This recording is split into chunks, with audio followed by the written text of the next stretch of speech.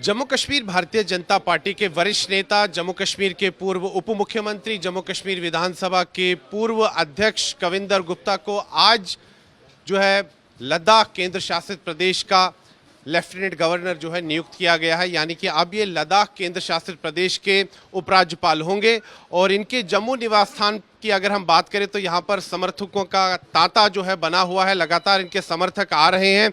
और अगर हम यहाँ टेबल की बात करें, टेबल पर गुलदस्तों के ढेर लगे हैं, मिठाइयाँ हैं और कविंदर गुप्ता जो है काफ़ी प्रसन्न है, इतनी बड़ी जिम्मेदारी इनको मिली है।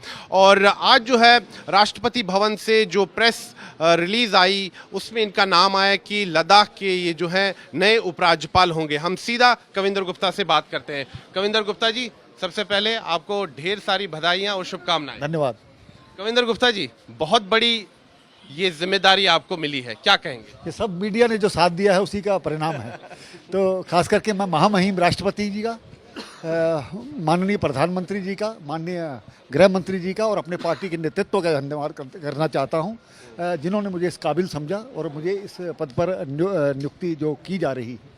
तो स्वाभाविक बात है कि अब मेरा भी फ़र्ज बनता है कि आने वाले समय में जो पार्टी मुझसे एक्सपेक्ट करती है उसके रिजल्ट दे पाऊँ। मन में कितनी प्रसन्नता की अनुभूति हो रही है आज? देखिए, अच्छा लगता है। बाकी ज़िंदगी में 50 साल की राजनीति में बहुत से उतार चढ़ाव आए, हर समय देखा, लेकिन मुझे लगता है कि अपने रास्ते से टस से मस ना हो इस प्रकार का प्रयास किया। तो अभी भी मुझे लगता है ये एक खुशी से ज़्यादा चैलेंज भी है, क्योंकि लद्दाख के लोग बहुत कुछ एक्सपेक्ट करते हैं यूटी बनने के बाद। तो उसमें सफल हो पाऊँ, यही मेरा एक प्रयास रहेगा। कविंदर जी, आपको स्वयं कब जानकारी मिली कि आपको लद्दाख केंद्र शासित प्रदेश का जो है उपराज्यपाल बनाया जा रहा है? कब ये जानकारी मिली? तो पार्टी में 2 बजे के लगभग मुझे जानकारी मिली थी, लेकिन 11 जुलाई को शाम 7:48 पर प्रधानमंत्री जी का फ़ोन आया था, टेलीफोन आया था। उन्होंने कहा था कि आपको जम्मू से बाहर भेज दें। तो मैंने कहा था जैसा आपकी इच्छा, मैं आपकी छत्र छाया में काम करना चाहता हूँ।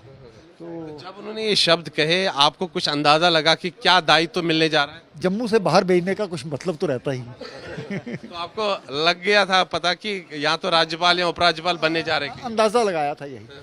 चलो ठीक है, जो मिला है अच्छा है, जो करेंगे अच्छा करेंगे। कविंदर जी, ये बहुत बड़ी जिम्मेदारी है। लद्दाख केंद्र शासित प्रदेश जो है वहाँ पर लेजिस्लेचर नहीं है, वहाँ पर उपराज्यपाल ही जो है जो बोलते हैं कर्ता धर्ता आप ही हैं। वहाँ पर आप पर बड़ी जिम्मेदारी है।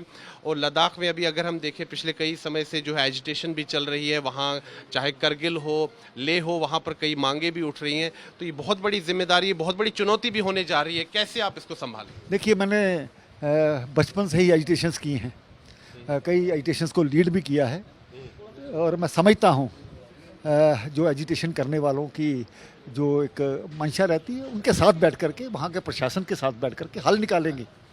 और केंद्र सरकार के एक रिप्रेजेंटेटिव होने के नाते तो मुझे लगता है कि जो केंद्र सरकार सोचती है और जो वहाँ के स्थानीय लोग सोचते हैं, उन दोनों में से रास्ता निकाला जाएगा। कविंदर जी, अगर फ्लैशबैक में आज आप जाएंगे, जब आपने अपने अगर देखिए पॉलिटिकल लाइफ की शुरू की, राजनीतिक जीवन की, तो आप राष्ट्रीय स्वयंसेवक संघ से जुड़े थे। आपातकाल के समय आप आंदोलन में भी आपने भाग लिया और आप फिर जेल भी गए। फिर आप अगर देखा जाए तो जम्मू शहर के मेयर भी बने, फिर आपने चुनाव भी लड़ा, आप विधायक भी बने, फिर आप यहाँ विधानसभा के जो है अध्यक्ष बने, स्पीकर बने, फिर जम्मू कश्मीर के आप जो है उप मुख्यमंत्री बने। अब केंद्र शासित प्रदेश लद्दाख के आप उपराज्यपाल बनने जा रहे हैं। कैसे देखते हैं आप अपने इस पॉलिटिकल करियर को, पॉलिटिकल लाइफ को अब तक? अगर आप फ्लैशबैक में जाएं, क्या स्मृतियां?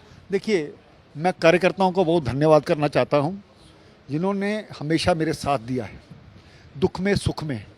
बहुत से उतार चढ़ाव देखे, लोगों का आना देखा, लोगों का जाना देखा, लेकिन सब समाज को साथ में लेकर के चलने की एक कोशिश मैंने की। मैंने स्टूडेंट्स में काम किया है, मैंने युवाओं में काम किया है, मैंने धार्मिक संगठनों में भी काम किया है।